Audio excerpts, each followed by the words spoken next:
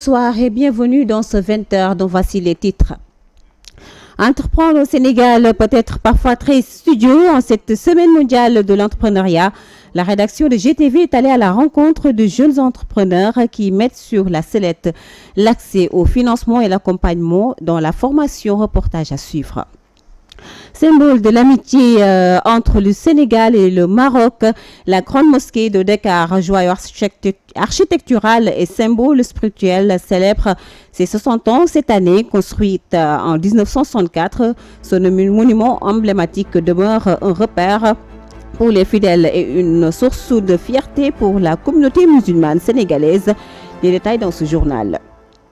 Et puis en sport, combat royal entre Modlo et de l'écurie Rock Énergie et Site de l'écurie Lansar ce dimanche. Qui sortira vainqueur de ce duel de gladiateurs? Les amateurs se prononcent. À suivre dans un instant. C'était les sommaires. Le développement, c'est dans un instant.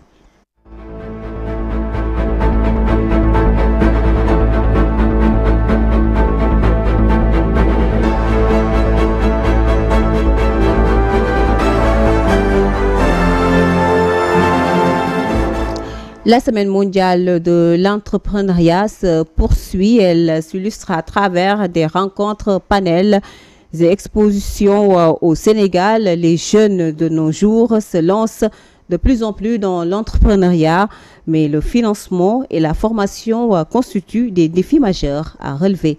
Reportage Aïssatou Ba.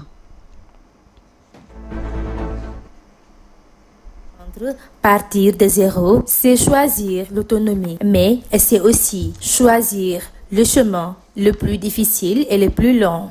On dit souvent on part de zéro ou bien on part pas de zéro, si c'est faux, si c'est vrai. Moi, je vais plutôt interpréter la question. Il faut comprendre que le concept, ce n'est pas de partir de zéro, mais c'est de partir avec des ressources. La semaine mondiale de l'entrepreneuriat est une occasion pour la jeunesse de mieux comprendre le monde entrepreneurial. En tout cas, c'est l'avis de ces jeunes managers. Je dirais que la semaine mondiale de l'entrepreneuriat est une opportunité que beaucoup de jeunes aspirant à être entrepreneurs doivent saisir. Parce que c'est une semaine qui fait une certaine explosion d'opportunités. Donc, toute personne qui a envie de se lancer dans le domaine peut profiter de cette semaine, en apprendre davantage, n'importe où, n'importe comment et n'importe quand, parce qu'il y a pas mal d'activités. Mais au Sénégal, trouver un financement pour débuter ces activités constitue une gageure. Et tout pour la formation, qui reste aussi un défi majeur. Les jeunes n'ont pas été formés à la base dans l'entrepreneuriat. Il faut en fait partir à la base. La base, c'est quoi? La base, c'est la jeunesse. Maintenant, cette jeunesse doit être bien formée. La formation d'abord. Sans la formation, on ne peut pas parler d'un bon entrepreneur si ça existe. Parce qu'aujourd'hui, imaginez, ce n'est pas manque de financement du tout, mais c'est manque de compétences pour entreprendre. Les jeunes manquent de compétences pour entreprendre. Maintenant, on doit maintenant doser notre système éducatif en même temps, apprendre ou bien donner des programmes en entrepreneuriat. L'échec est inévitable, mais l'essentiel, c'est de se relever et affronter les risques. Tels sont les conseils de ce jeune entrepreneuse et coach au business model Canva. Alors de dire tout simplement qu'il faut oser. Tout d'abord parce que l'entrepreneuriat c'est vraiment pas quelque chose de facile et de dire que pour nous tous, moi qui a été très autodidacte, c'est en commençant en fait qu'on va apprendre et c'est en commençant aussi qu'on va connaître l'ampleur de nos projets. Au fur et à mesure aussi au début on va essayer de se chercher parce que ce n'est pas parce que on a une idée de projet que ça va marcher forcément. Non, on peut tomber, mais le plus important aussi c'est de se relever et donc de ne pas avoir. Pour faire face aux enjeux de la sécurité en Afrique de l'Ouest et au Sahel, un colloque international a été organisé par le Centre des études de défense et de sécurité communément appelé CHEDS.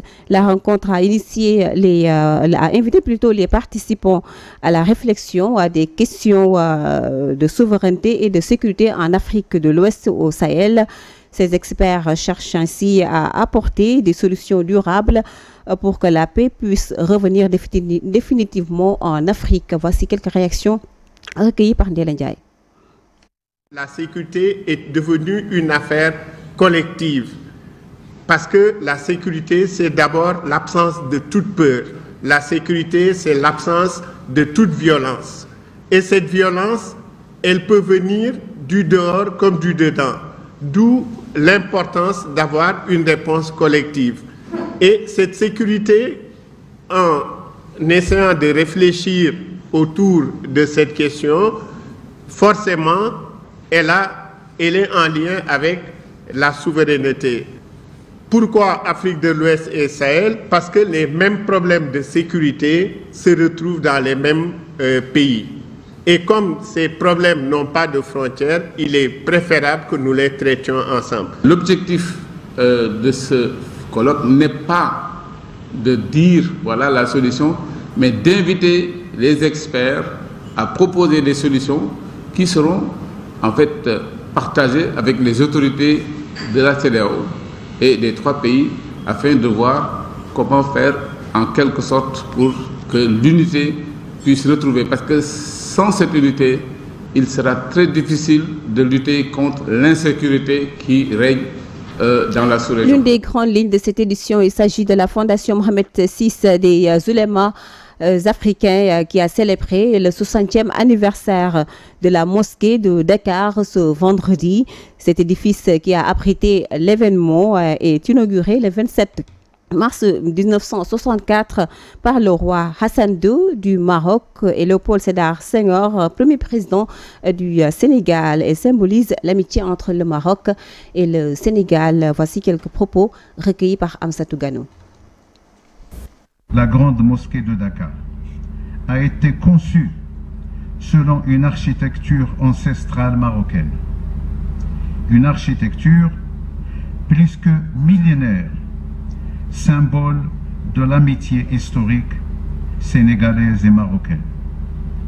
Visible de loin grâce à son minaret culminant à 67 mètres, la mosquée est richement décorée tant à l'intérieur qu'à l'extérieur et fait partie du patrimoine culturel de la ville de Dakar, un phare de foi et de spiritualité. Mesdames et messieurs, cette collaboration spirituelle se poursuit toujours. En octobre 2023, la Fondation Mohamed VI des oulémas africains et le grand imam Ratib de la grande mosquée de Dakar avaient signé une convention cadre de partenariat relative à la gestion et à l'aménagement de la grande mosquée de Dakar. C'est dire que la grande mosquée de Dakar, avec son architecture de type berbère, est un symbole des relations historiques et fraternelles qui lient le Sénégal au Maroc. C'est aussi l'occasion aujourd'hui de réaffirmer la volonté des plus hautes autorités à préserver et à renforcer ces liens séculaires. C'est également le lieu de rendre un vibrant hommage aux pères fondateurs qui nous ont laissé cet héritage d'une si grande valeur. Sur l'international, au Mali, le Premier ministre malien sortant, Choguel Kokala Maïga, a passé le témoin général de division Abdoulaye Maïga dans la matinée de ce vendredi 22 novembre 2024. La cérémonie s'est déroulée dans les locaux de la primature de Bamako, à Bamako plutôt, en présence du directeur de cabinet adjoint par intérim Youssouf Sanogo, selon le compte rendu publié sur sa page Facebook officielle de l'institution visitée par Sénéweb. Les échanges entre Choguel Maïga et son successeur étaient profondément marqués par le respect et la cordialité. Le natif de Tabago a salué et remercié ses anciens collaborateurs tout en les invitant à se mettre au service du nouveau locataire délié, je cite, travailler avec le même engagement pour accompagner les autorités actuelles et veiller toujours à mettre le Mali au centre de toutes vos actions, a-t-il dit. Le Premier ministre sortant par ailleurs appelé à son successeur qu'il est en terrain connu. Je cite, vous connaissez déjà le fonctionnement de la machine. Je vous remercie et vous souhaite bon courage. Fin de citation. Abdoulaye Maïga assurait l'intérim de Choguel Maïga quand ce dernier avait fait un arrêt vasculaire cérébral AVC en 2022. Et puis en sport, je vous l'annonçais, donc on parle de l'afro-basket plutôt pour ces qualifications de l'afro-basket. L'équipe nationale de basketball masculin démarre en beauté le tournoi pour les qualifications à l'afro-basket Angola 2025. Les Lions s'imposent avec un écart de 23 points en battant le Rwanda 81-58 lors de la première journée de la fenêtre de novembre à Dakar. Plus de détails avec Djibril Niane. Qualification Afrobasket 2025, rentrée réussie pour le Sénégal. 81-58, c'est le score que les Lions ont battu les Rwandais lors de la première journée des qualifications de l'Afrobasket 2025. Les supporters sont venus nombreux pour pousser les Lions, de quoi donner l'envie aux hommes de Dessagana Diop qui ont lancé la partie avec un 5-0. L'euphorie sera de courte durée car Williams Robbins va réduire le score 5-3 après 10 minutes de jeu. S'il n'avait pas été muselé, il aurait marqué son nom sur le parquet de Dakar Arena. Mais son efficacité a rajouté du piment dans le duel. Le score sera de 20-17 à la fin du premier quart-temps. Serré, mais pas encore fini. Les Lions vont encore réussir un bon début de quart-temps avec un 4-0, soit 24-17. Mais ce round sera marqué par les problèmes défensifs du Sénégal et les Rwandais vont en profiter. Toujours, Robbins enchaînera 2 primés décisifs pour les Rwandais afin de remonter la pente 26-24 après 3 minutes de jeu. Ils vont totaliser 39 tentatives en tir primé au total pour ne réussir que 7 finalement. À la mi-temps, le Sénégal est toujours devant,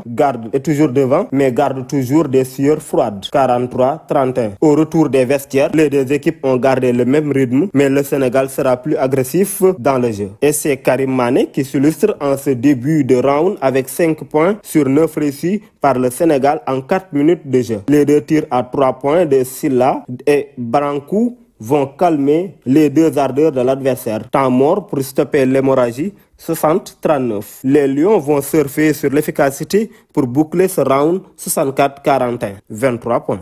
Dominant tout au long de la partie, les Lions vont garder le cap. Et pourtant, le dernier round, chapeau bas au banc sénégalais avec Youssou Ndoye qui réussit 14 points en plus des paniers de Makhtar Gueye, Mohamed Kamara, le tir primé de Lamine Sambou. Le Sénégal réussit ainsi son entrée avec une victoire où il garde l'écart de 23 points. En attendant le dernier matinée de cette première journée, entre le Gabon et le Cameroun à 21h, le Sénégal occupe provisoirement la tête du groupe C et jouera demain contre le Gabon.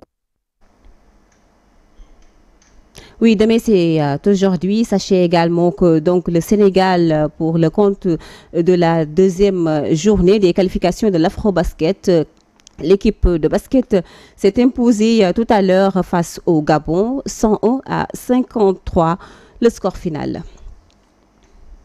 Et nous parlons maintenant de la lutte. C'était l'une des grandes lignes également de cette édition. L'Arène nationale va abriter ce dimanche 24 novembre le combat royal entre Modou Lo et le roi des arènes et Siteu, le phénomène de Diamaguène. Cependant, les pronostics varient suivant les amateurs. Voici quelques réactions recueillies par Idriss Fall. Ce dimanche 24 novembre, l'Arène nationale accueillera le combat royal entre Modou Lo, le roi des arènes, et Siteu, le phénomène de Diamaguène. Cependant, l'avis des amateurs reste contradictoire. C'est un combat qui tient en haleine tous les Sénégalais. Ce que l'on sait, comme qu'on a un nouveau président, on doit avoir un nouveau roi des arènes. En tout cas, c'est mon plus grand souhait. Bien sûr, Siteu a les qualités pour battre Modou Lo. Pour moi, dès le coup de sifflet de l'arbitre, Modou va la. Là où Ama Baldé, Boy Niang 2 et Eumeu Sène ont échoué, Siteu ne va pas y réussir. Siteu n'a pas encore fait de grandes choses pour mériter un combat royal. Le combat ultime est la lutte contre la violence dans ce genre d'événements. J'en appelle à la fair play et à la culture de la paix. Le Sénégal est un et indivisible. Que les vaincus félicitent les vainqueurs. Il n'y a pas plus beau que la paix. On doit renforcer la sécurité de Parcelles à Diamaguène. Comme la fois passée, lors du combat de Adafas, il n'y avait pas de faille sur le plan de la sécurité. Autour du corps à corps ce dimanche pour connaître le vainqueur de ce soc royal. Modou Lo va-t-il conserver sa couronne et son invincibilité devant Siteu le Tarkinda? L'équation que tout le monde aimerait résoudre, surtout le monde de la lutte. Voilà, et que le meilleur gagne. Cet élément met en terme à cette édition réalisée par Ali Mangassa. Merci également à l'équipe technique Mamoudem et Moussa Diouf. Merci également à vous de votre fidélité renouvelée à Global Télévision. Prenez soin de vous et excellente suite des programmes.